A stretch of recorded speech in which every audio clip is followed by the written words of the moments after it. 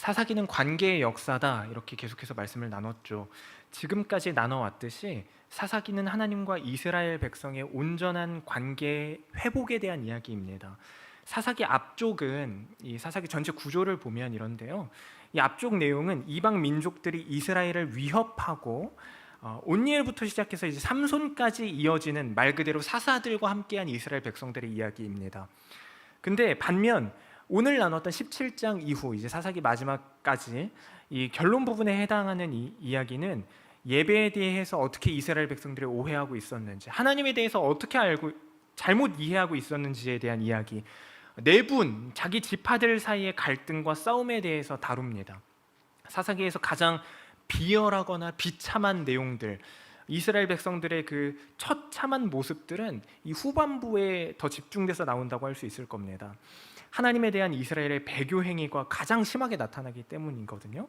물론 이 17장이 순서대로 뭐 사사기에 나오는 온니엘 뭐 누구 해서 삼손으로 마무리되는 그 순서 이후에 순서대로 나오는 것은 아닙니다. 다만 사사기 전반을 들어서 이스라엘이 하나님을 어떻게 등지고 있었는지, 또 뒤에 성경들로 이어지기 전에 어떤 상황이 계속 펼쳐지고 있는지를 한눈에 볼 수 있게 하는 그런 부분인 거죠. 이 부분을 읽으면서 그래서 우리는 우리들을 또 돌아보아야 하는 겁니다.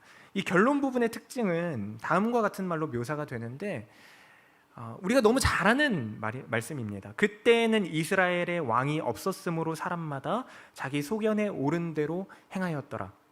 이 결론 부분이 전달하고자 하는 메시지가 뭘까요? 이렇게 철저하게 무너진 이 백성에게 만약 경건하고 의로운 왕이 세워져서 그 왕이 여호와가 왕에게 요구하는 본분을 제대로 수행한다면 이스라엘 공동체, 이 이스라엘 백성들의 상황은 분명 더 좋은 방향으로 흘러갔을까 하는 질문에 대한 메시지가 아닐까 이렇게 생각을 해봅니다. 정말 왕의 문제인가? 왕이면 되는가? 이 질문을 중심으로 오늘 말씀을 나눠보려고 합니다. 본문을 보겠습니다. 먼저 미가가 등장하죠. 동명이인들이 몇 있는데 우리 미가라고 하면 가장 먼저 미가서가 떠오를 겁니다.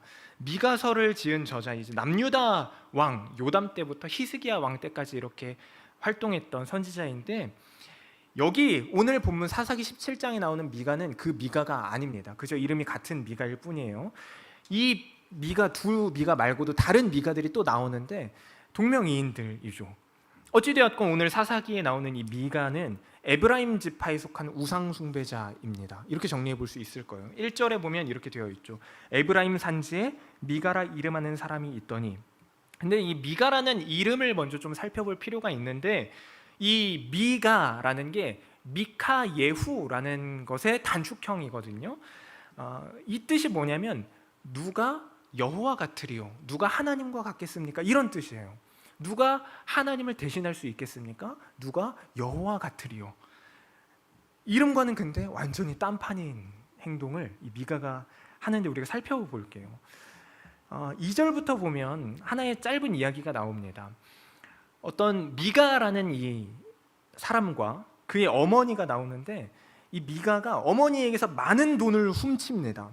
근데 돈을 잃어버린 어머니가 미가가 훔친지를 모르는 상태에서 저주를 막 퍼부어요. 우리가 2절을 한번 보겠는데요. 그의 어머니에게 이르되 어머니께서 은 1,100을 잃어버리셨으므로 저주하시고 내 귀에도 말씀하셨더니, 이게 내 귀에 말씀하셨다는 게 저주를 말씀하셨다는 거라기보다 내가 돈을 이렇게 잃어버렸는데 너무 답답하고 미치겠다, 하나님한테 내가 이렇게 말할 수밖에 없는 상황이다, 이런 내용들을 이제 말했다는 거거든요. 근데 그게 자기 귀에도 자기도 이제 알았다는 거죠. 어머니가 돈을 잃어버린 것에 대해서 이만큼 분노하고 있구나. 저주하시고 내 귀에도 말씀하시더니 보소서 그 은이 내게 있나이다. 근데 미가가 이거를 심성이 착하다고 할 수 있을지를 모르겠는데 찔렸나 봐요. 그래서 자기가 했다고 바로 고백을 해요. 그리고 그것을 돌려드리죠. 근데 이 금액이 놀랍습니다. 얼마라고 나와 있냐면 은 1,100이라고 나와 있죠. 은 1,100. 은 1,100개의 의미가 진짜 대단할 거예요, 이 여인에게는. 왜 그런가 하면 우리가 뭐 돈 계산하는 거 이렇게 딱 하다 보면은 한 번에 딱 알아차릴 수 있을 만큼의 액수가 아니거든요. 그냥 뭐 10,000원, 20,000원, 뭐 100,000원, 100만 원이 아니에요, 수준이. 이 한 세겔, 은 한 세겔이 노동자 4일간의 품삯입니다. 4일을 일해야 한 세겔의 은을 얻는 거예요. 그러니까 4,400일을 일해야 이 은 1,100개가 생기는 거죠. 1년에 쉬는 날 한 번도 없이 365일을 일한다고 보면 12년을 넘게 일을 해야 된다는 거예요. 한 번도 안 쉬고 빨간 날 이런 거 없이. 엄청난 금액이죠. 성경에서 또 빗대어서 알아볼 수 있는 그 대목이 나오는데, 출애굽기에 보면 노예 한 사람의 값을 은 30세겔로 쳐줍니다. 그러니까 어떤 소가 노예를 쳐서 이렇게 상하게 하거나 죽게 하거나 이렇게 다치게 했을 때 소의 주인이 노예 주인한테 물어줘야 될 금액이 은 30세겔인 거예요. 그러니까 몸값이 그거밖에 안 돼, 이렇게 생각할 수도 있겠지만 은 1,100개가 얼마나 큰 건지를 알 수 있죠. 또 이 바로 뒷절에도 나오는데, 미가가 레위인 사람 하나를 자기 제사장으로 세우면서 연봉을 제시를 합니다. 그때 제시했던 1년의 연봉이 은 10개거든요. 은 1,100개면 얼마나 큰 돈인가요, 그러면? 그러니까 엄청난 금액이었죠. 한 여인에게 있어서 은 1,100개는 엄청난 거였을 겁니다. 전부인 거죠. 근데 이 전부를 무슨 생각인지 몰라도 이 미가가 이렇게 훔친 거예요. 근데 여기서 어머니가 저주를 하죠. 저주하다라는 이 단어에 해당하는 알라라는 단어인데, 이게 원래는 신에게, 하나님한테 탄원하다, 간청하다 이런 뜻이거든요. 간청했다, 간절히 구했다, 이렇게 간절히 구하는 모습을 미가가 보았습니다. 그리고는 돌려주죠. 미가가 어떤 용도를 위해서 이 은을 훔쳤는지는 모르겠으나 처음에 돈을 훔쳤을 때는 사실 아무 생각이 없었어요. 그냥 찔리는 마음이 있었는지, 물론 성경에 안 나오지만, 그러나 저주의 기도를 하는 것을 듣고서 비로소 돌려주죠. 자신이 그렇게 했습니다. 이게 뭐를 뜻합니까? 고대 사회에서 이제 통용되던 개념이 있는데, 저주라고 하는 게 하늘의 심판을 직접적으로 받는 하나의 통로라고 생각했어요. 진짜로 그렇게 생각을 했던 겁니다. 단순히 입술을 통해서 너 죽어버려, 그 사람을 없애주세요, 이렇게 말하고 끝내버리는 하나의 욕 정도가 아니라 실제로 능력이 있다고 생각을 했던 게 바로 고대 사회거든요. 그래서 마음에 원하는 것을 정말로 성취시켜주는 하나의 표현 방식이 간구하는 걸로 나타났었던 거예요. 신에게. 돈을 잃고서, 그러나 이 여인은 하나님을 부르면서, 여호와를 부르면서 탄원을 하죠. 여호와라고 부르면서 고대 신들에게 했던 것처럼 탄원을 합니다. 이 같은 간구 자체에 어떤 신통력이 있는 줄로 믿은 거예요. 근데 이 어머니가 믿은 게 아니라 미가가 믿은 거죠. 사실은 더 우리가 잘 압니다. 어떤 간절함의 능력이 있는 게 아닙니다. 오직 믿음의 능력이 있다는 걸 우리는 알죠. 간절함이 하나님을 움직이게 하는 게 아니라 순종할 때 하나님이 도우신다는 것을 우리는 압니다. 근데 이때 당시에는 그렇지 않았어요. 그냥 그 엘리야의 갈멜산 전투에서 쉽게 볼 수 있듯이, 당시 고대 신들에게 간절함을 표현하는 방식은 심지어는 자해를 하는 방식으로 나타났고, 심지어는 자기의 아들을 불 가운데로 지나가게 하는 것으로 나타났던 것을 우리가 지금까지 계속 나눠왔잖아요. 사사 시대가 어떠했는지, 그 주변이 어떠했는지를. 근데 여호와라고 부르는 이스라엘 백성들이 이렇게 하고 있다는 것을 오늘 본문이 보여줍니다. 이게 바로 변질이고 타락이죠. 필사적으로 찾고 싶었던 그것을 어머니가 찾았습니다. 근데 중요한 게 있어요. 그걸 찾았으면 어떻게 해야 됩니까? 무엇을 해야 합니까? 어떻게 하고 싶으세요? 바로 하나님께 나아가는 것이겠죠? 쉽게 생각하자면 그렇습니다. 그런데 그렇게 하지 않고 하나님께 나아가기는 나아가는데 다른 의미로 나아갑니다. 아들이 그렇게 물건을 갖고 왔을 때 책망하지 않아요. 잘못을 고쳐주지 않습니다. 오히려 축복을 합니다. 저주는 그에 상응하는 축복의 말을 이렇게 덮어서 하면 그게 또 딱히 단어가 떠오르진 않지만 쌤쌤이 돼서, 그러니까 동일한 게 돼서 저주의 덫에서 이제 풀려나는 그런 것들로 또 여겼어요. 그때는 본절에서 이 미가의 어머니가 내 아들이 하나님께 여호와께 복받기를 원하노라라고 말한 그 개념도 사실은 고대 신들에게 했던 그 개념을 그대로 가져온 겁니다. 신앙에서 나온 말이 아니라 주술적인 미신에서 비롯된 것이죠. 어머니가 한 것이 용서일까요? 이게 사랑일까요? 그냥 축복하는 것으로 덮어주는 것이 사랑일까요? 아니요, 그렇지 않죠. 우리는 무엇이 복이고 무엇이 저주인지를 알지만 하나님 앞에 나아간다고 하면서 여러 가지 간구를 쏟아놓는 이들은 몰랐습니다. 미가의 어머니는 아들을 저주의 덫에서 풀어내기 위해서 더한 것도 하는데 그게 바로 4절입니다. 우리 4절 한 목소리로 한번 읽겠습니다. 4절인데요. 시작. 미가가 그 은을 그의 어머니에게 도로 주었으므로 어머니가 그 은 200을 가져다 은장색에게 주어 한 신상을 새기고 한 신상을 부어 만들었더니 그 신상이 미가의 집에 있더라. 이게 신에 대한 간절한 신앙의 표현이었다고 생각을 했을 겁니다. 분명히 신상을 자기 손으로 만들죠. 아들을 위해 만들었다 이렇게 표현이 되어 있는데 하나님을 자기 마음대로 이해한 겁니다. 단순한 오해 아니면 잘못 배움이 아닙니다. 잘못 배워서 잘못 알고 있는 거 아닌가? 그렇지 않아요. 자기 마음대로 해석했다, 자기 마음대로 행했다가 핵심인 거거든요. 형상으로도 규정될 수 없기 때문에 너를 위하여 새긴 우상을 만들지 말라라고 한 것이 하나님의 10계명 중에 2계명입니다. 여호와의 이름을 부르는 사사시대의 이스라엘 백성인데 이 미가의 가정이 이 10계명조차 모를 리가 없습니다. 몰랐을 리가 없습니다. 더 가관인 건 5절에 나옵니다. 미가의 어머니뿐 아니라 미가도 마찬가지죠. 5절도 한 목소리로 같이 읽겠습니다.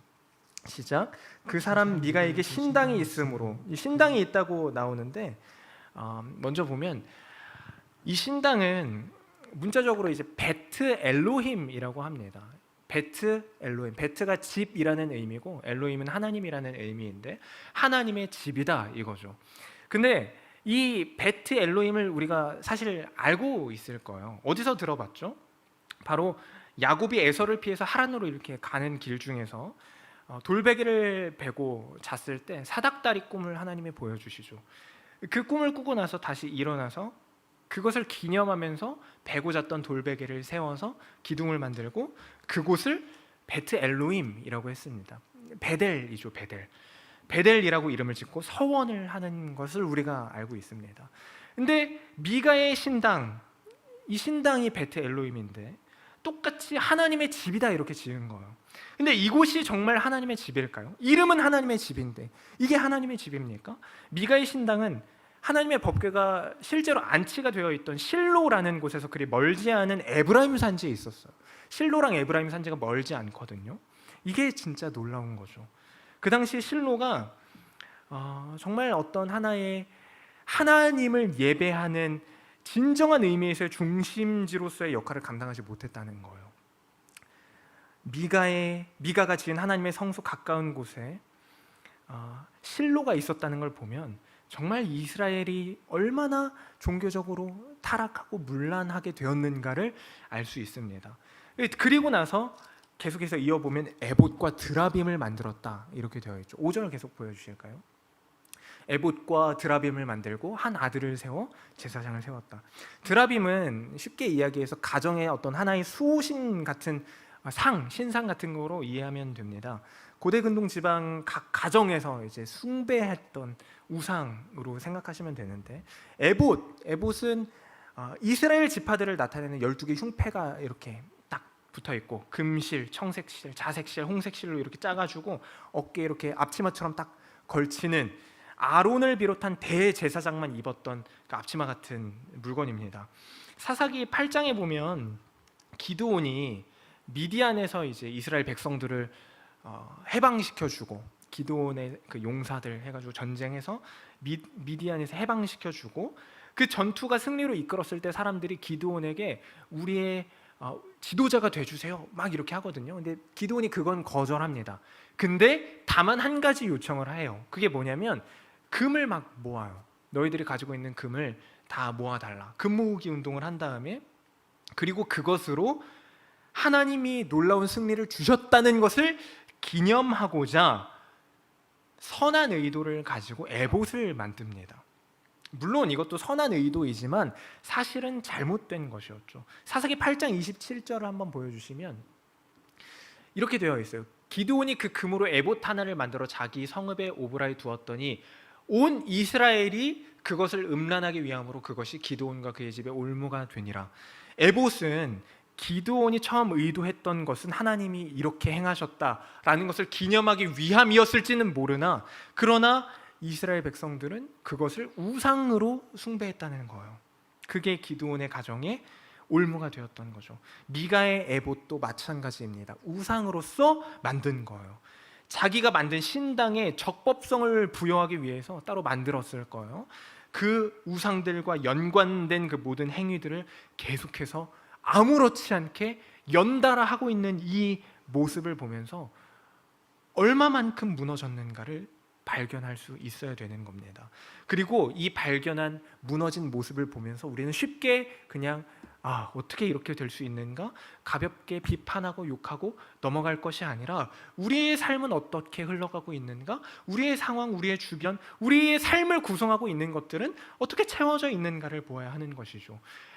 종교라고 하는 것, 기독교라고 하는 것, 하나님을 예배한다고 말하는 것이 하나의 액세서리처럼, 하나의 장식품처럼 있어도 그만 없어도 그만, 다만 나의 한쪽 구석을 채워주는 어떤 빛나게 해줄 만한, 나를 선하게 보여줄 만한 어떤 것처럼 여겨지지는 않는가? 돌아볼 필요가 있습니다. 결국 자기 마음대로가 작동하는 모습을 계속 볼 수 있는데 여기서 멈추지 않죠. 자기 한 아들을 세워서 제사장을 삼습니다. 이스라엘의 제사장 제도는 하나님이 친히 세우신 것이죠. 하나님이 친히 세우신 겁니다. 레위 지파, 아론의 자손들이 그 직분을 세습하도록 되어 있습니다. 이게 법이에요. 아무나 할 수 있는 게 아닙니다. 그리고 오로지 제사장은 공적인 예배만을 위해서 존재합니다. 개인의 가정을 위해서 존재할 수 없습니다. 근데 미가는 아론의 자손도 아니고 레위인도 아니었어요, 심지어. 근데 에브라임 사람 미가가 이처럼 독단적으로 자기 아들을 제사장으로 세운 것은 사실 이건 그냥 쉽게 넘어갈 만한 일이 아니라 하나님의 율법을 대항하는 반역으로까지 볼 수 있는 겁니다. 얼마나 부패했는가 계속해서 보여주는 것이죠. 그리고 이렇게까지 부패한 원인에 대해서, 이유에 대해서 성경은 이렇게 이야기합니다. 6절이죠. 그때에는 이스라엘의 왕이 없었으므로 사람마다 자기 소견에 옳은 대로 행하였더라. 여기서 한 가지를 생각해야 합니다. 오늘 말씀의 핵심인데, 정말 왕이 없었는가? 정말 왕이 없었는가? 이 부분이에요. 그렇지 않습니다. 미가, 어머니, 그 가정, 이스라엘 백성들 한 사람 한 사람 그 자기 자신이 왕이었습니다. 모두가 자기 자신 인생에 대한 왕이었다라는 것을 발견할 수 있어야 되는 겁니다. 물론 시대적으로 또 문화적으로 보면 주변 국가의 상황, 정세를 보자면 시일이 이렇게 흐르면서 이스라엘 백성들의 인구가 실제적으로 늘어나고 그 때문에 생기는 부차적인 문제들이 막 발생함에 따라서 하나님의 말씀, 그 통치를 구체적으로 대행할 모세, 여호수아 같은 지도자, 그들보다 어쩌면 더 강력한 권한을 가진 지도자가 필요하다라고 말할 수 있을지도 몰라요. 그러나 역사가 말해주듯이 이 사사들은 백성들 사이에서 의미 있는 영적인 혹은 사회적인 어떤 개혁을 할 만큼 권위가 있지는 않았거든요. 그리고 실제로 어떤 하나님의 영이 임했다 하더라도 오히려 그들로부터 시작된 수많은 문제들이 어떻게 발생되어 왔는지를 또 사사기를 통해서 봐왔던 것도 사실입니다. 하나님의 영이 임해서 순간순간 하나님의 목적하심에 따라서 구원을 받긴 했지만 삼손, 얼마나 부족한 인간입니까? 오히려 이들이, 지도자라고 하던 이들이 이야기에서 하나의 해결책이 되기보다는, 순간적으로는 되었을지 몰라도 늘 어떤 문제의 일부로 나타났던 것도 사실이죠. 신명기 17장에 보면 모세도 이스라엘이 언젠가는 왕을 갖게 될 거라고 생각했던 것 같아요. 왕에 대해서 이야기를 합니다. 가나안 땅에 들어가서 왕이 필요로 하는 순간에 대해서 언급을 하는 걸 보면, 그리고 사사기는 또 왕정 체제로 이렇게 바뀌어가는 것에 대해 준비를 하고 있는 것처럼도 보여요. 계속해서 흐름을 보면 정치적, 외교적, 군사적 발전, 이것을 따라 큰 역할을 해줄 강력한 왕이 생기면 여러 가지 문제가 해결될 가능성이 생기죠. 그게 사실입니다. 왕 대 왕으로 주변국들과 소통할 수도 있고. 그런데 우리는 왕정 자체에도 약점이 있으면 왕정 자체에도 약점이 있고, 영적인 문제들을 또 이 정치적인 어떤 해결책들을 막 제시하고 그렇게 한다고 해서 해결되지 않는다는 것도 알고 있습니다. 영적인 문제를 정치적으로 해결하라고 한다, 이건 말이 안 되는 거잖아요. 그런데 왕을 세우고 말고 이전에 더 큰 문제가 있었습니다. 바로 무지의 문제예요. 무지의 문제. 생각을 해볼 텐데, 정말 왕이 없었는가에 대해서 앞서서 질문을 던졌습니다. 그리고 자기 자신이 왕이었다라는 것을 살펴보았죠. 그런데 더 나아가서 또 다른 왕이 있었습니다. 당시 이스라엘에는 물론 눈에 보이는 지도자는 없었으나 통치법은 있었죠. 그게 바로 율법이고, 율법을 제정하신 분은 하나님입니다. 하나님이 왕입니다. 이때 당시에 하나님이 없었을까요? 그렇지 않습니다. 왕은 늘 있었습니다. 이스라엘은 응당 하나님의 율법에 순종하면서 그 통치에 순응했어야 합니다. 그게 사사기 전반 모든 사건들을 통해서 배웠어야 되는 것이에요. 하나님은 이스라엘의 왕이자 주인이셨습니다. 사사들이 때로 국가의 지도자나 전쟁 문제에 대해서 하나님의 어떤 도우심을 통해서 일을 해결했다 하더라도 결국 거룩한 나라를 만들 수 없었는데, 그러나 이스라엘은 그 모든 순간순간을 통해서 하나님의 백성으로 세워질 수는 있었죠.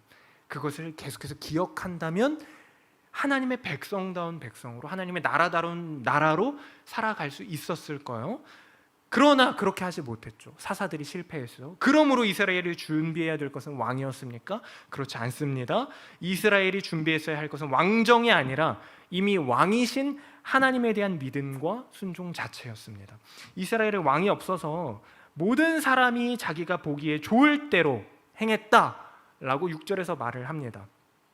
문자적으로는 자기의 눈에 오른 대로, 소견에 오른 대로가 눈에 오른 대로잖아요. 눈에 오른 대로 보이는 것만 따라 사는 자기 자신이 왕인 왕정 시대를 그들은 이미 살고 있었고, 어쩌면 우리도 그렇게 살고 있지는 않은가 생각해 볼 필요가 있습니다. 우리도 마찬가지죠. 사실 정말 중요한 그 무언가가, 정말 필요한 그 무언가가 생기면 은천백세를 잃어버리는 상황, 그래서 망할 것 같은 상황이 생기면 우리는 하나님이라는 이름을 부르면서 간구는 하지만 그 모든 상황이 해결된 그 시점에서 나는 내가 왕인 삶을 다시 살게 되는 거예요. 아니, 어쩌면 간구하는 그 순간조차 내가 왕일지도 몰라요. 하나님이 은천백세를 잃어버린 그 순간을 두고 나에게 어떤 또 삶을 살게 하실지에 대한 질문은 하지 않고 그냥 찾아만 주세요, 나 이거 없으면 안 돼요 라고 말하고 있는 이 간구 속에도 이미 내 마음, 내 소견의 오름이라는 게 작동하고 있는지도 모릅니다. 우리의 주인 되신 하나님 안에서 사는 것보다 중요한 것은 없다, 이렇게 고백해야 될 겁니다. 말씀을 정리하겠습니다. 이 이야기는 하나님에 대한 심각한 오해에 대해서 말해줍니다. 말과 행위는 하나님을 말하지만, 물론 이 본문에 나오는 하나님이라고 부르면서 했던 이 모든 행위들, 모든 말들도 다 틀린 거긴 하지만 결국 하나님을 말하지만 그 모든 것을 자기 마음대로 행했던 이 사람들의 무지. 또 왕은 늘 하나님으로, 하나님은 늘 우리의 왕으로 계셨지만 자기 자신이 왕이 되어서 자기의 소견대로 행했음을 보면서 우리도 우리 자신을 말씀 앞에 세우고 돌아보아야 합니다. 사사기는 어떻게 보면 역설적으로 보이는 것 같아요. 하나님의 일하심이 역설적으로 보여요.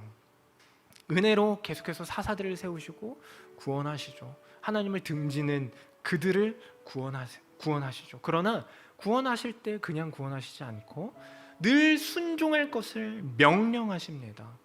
말씀하세요. 그리고 그 순종이라고 하는 건 이 사람들의 소견과 어쩌면 정반대의 것일 겁니다. 그래서 힘들고 부딪힘이라고 말할 수밖에 없고 갈등이고 어려움이라고 말하는 거죠. 고난이라고 말하는 겁니다. 그러나 그게 사랑이다 라는 것을 또 우리는 알아야 합니다. 어머니가 한 것은 사랑이 아닙니다. 하나님이 말씀하시는 그 말씀, 가게 하시는 그 길을 가게 하시는 그것이 사랑입니다. 이들을 앞서서도 말씀드렸지만 먼 발치에서 바라보고 지적하고 끝내는 건 어리석은 태도입니다. 우리 안에 있는 뿌리를 보아야 합니다. 문제는 불신했던 것이 아니라 내 소견이라는 거예요. 하나님 믿어요라고 말하지 않는 게 문제가 아니라 말하면서도 내가 왕으로 사는 것이 문제라는 거예요. 솔직히 말해서 아까 권사님 기도에도 잠깐 언급이 되었지만 곧 대선입니다. 다음 주잖아요. 근데 결론적으로 우리는 리더가 필요하다고 말하죠. 뛰어나고 훌륭한 지도자가 필요하다고 말합니다. 맞죠? 그래서 선거해야 되잖아요. 뛰어난 지도자 필요합니다. 그런데 결론적으로 리더가 필요한 게 아니라 우리에겐 믿음이 필요한 겁니다. 제시해주는 새로운 어떤 표지판이 필요한 게 아니라 이미 말씀으로 하나님이 보여주셨는데 그것을 올바로 해석할 수 있는 지혜가 필요한 거예요. 순종할 수 있는 자세가 필요한 것뿐입니다. 이 시대에 진정한 리더가 없어서 우리가 신앙하지 못합니까? 말이 안 되는 거예요. 말이 안 되는 겁니다. 세상은 변할 수도 있습니다. 예배 다시 모여서 다 같이 모인 자리에서 여러 가지 사역도 하고 할 수 있겠죠. 예배도 드리고 찬양도 하고. 근데 그렇지 않다고 해서 우리가 신앙하지 못할 이유는 없는 겁니다. 세상이 지금보다 조금 더 나아졌다고 해도 하나님의 백성으로 살지 않으면 의미가 없다는 것을 기억해야 합니다. 어쩌면 세상이 변하지 않고 여전할 수도 있어요. 대선이 끝나건 아니면 뭐가 달라지고 해도 그렇게 세상에 별 볼 일 없다고 해도 여전히 아니면 어떻게 됐다고 해도 하나님의 자녀로 산다면 그게 우리를 살게 할 것입니다. 우리 변함없이 완전하신 하나님이 그 안에서도 살게 하실 거예요. 그 능력을 우리에게 허락하실 겁니다. 결국 우리의 정체성에서부터 다시 시작해야 되는 겁니다. 레위기 26장 12절 13절엔 이렇게 말씀하는데 우리가 한 목소리로 같이 읽겠습니다. 시작. 나는 너희 중에 행하여 너희 하나님이 되고 너희는 내 백성이 될 것이니라. 나는 너희를 애굽 땅에서 인도하여 내어 그들에게 종된 것을 면하게 한 너희의 하나님 여호와이니라. 내가 너희의 멍에의 빗장을 부수고 너희를 바로 서서 걷게 하였느니라. 아멘. 상황과 환경에 따라 보이는 대로 쫓아 살던 것이 이스라엘 백성의 모습이라면, 아니 어쩌면 우리의 모습이었다면, 그렇게 순간순간 간사하게 변하는 그게 우리였다면, 그러나 늘 이 시간에 한결같이 기다리시고 부르시고 다시 한번 일으켜 세우시고 이끄시고 붙들어 주시는 하나님을 바라보는 우리 모두가 되시기를 축복합니다. 이 시간 잠시 30초 정도 같이 기도했으면 좋겠는데요. 하나님 앞에 우리가 하나님을 부르고 여러 가지 행위를 하고 또 여러 가지 모습은 보였지만 그 안에마저도 내가 주인 되어서 했던 것들은 없었는지, 세상 살면서 수많은 상황을 마주하면서 그 속에서 하나님의 마음을 구하는 것이 아니라 내 소견에 오른 대로 고백하고 심지어는 하나님 앞에 나아간다고 말하면서 그런 것들을 간구하고 있진 않았는지 돌아보면서 하나님, 이 시간 온전히 하나님만을 바라보길 원합니다. 하나님의 말씀에 귀 기울이기를 소망합니다. 내가 아니라 하나님이 우리의 왕입니다. 이렇게 같이 고백하면서 기도하면서 나아가도록 하겠습니다. 우리 잠시 같이 기도합니다. 예수님 감사합니다.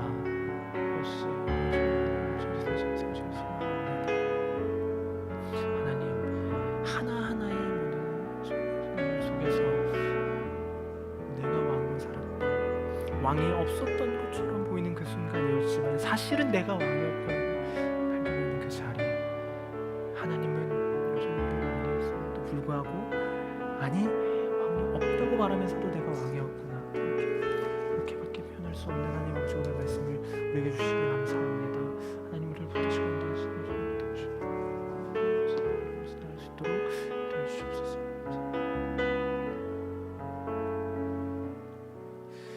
살아계신 주님 감사합니다. 이스라엘의 왕이 없어서 자기 소견대로 행하였더라.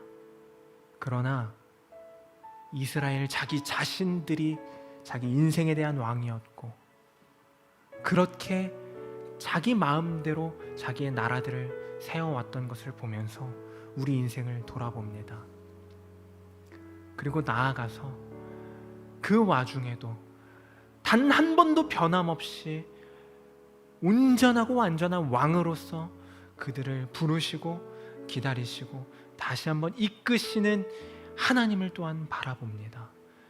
그 하나님이 나의 왕이요, 나의 아버지시요, 나의 하나님임을 이 시간 다시 한번 고백하면서 우리에게 주어진 상황들, 우리에게 당면한 수많은 문제들을 다시 한번 해결하기를 원합니다. 주님, 우리가 어떻게 살기를 원하시는지를, 또 우리가 어떤 자녀로서 세워져야 하는지를 이미 말씀하신 주님, 우리가 내가 왕으로서 살다 보니 모른 척했고 외면했고 잊어버렸었다면 다시 한번 말씀을 통해 발견하게 하시고 그렇게 하나님의 온전한 자녀로 살아갈 수 있도록 참된 지혜를 또한 허락하여 주시옵소서. 우리 앞에 전쟁이 있고 대선이 있고 수많은 변화와 수많은 상황들, 사건들이 있습니다. 이 시기를 살아가는 동안 흔들리지 않는 주의 백성 되기를 소망하오니 우리의 연약함이 아니라 하나님의 강함으로 일하시고 역사하여 주옵소서. 감사드리며 예수님 이름으로 기도합니다. 아멘. 우리 함께 주기도문으로 예배를 마칩니다. 하늘에 계신 우리 아버지여, 이름이 거룩히 여김을 받으시오며 나라가 임하옵시며 뜻이 하늘에서 이루어진 것 같이 땅에서도 이루어지이다. 오늘날 우리에게 일용할 양식을 주옵시고 우리가 우리에게 죄 지은 자를 사하여 준 것 같이 우리의 죄를 사하여 주옵시고 우리를 시험에 들게 하지 마옵시고 다만 악에서 구하옵소서. 대개 나라와 권세와 영광이 아버지께 영원히 있사옵나이다.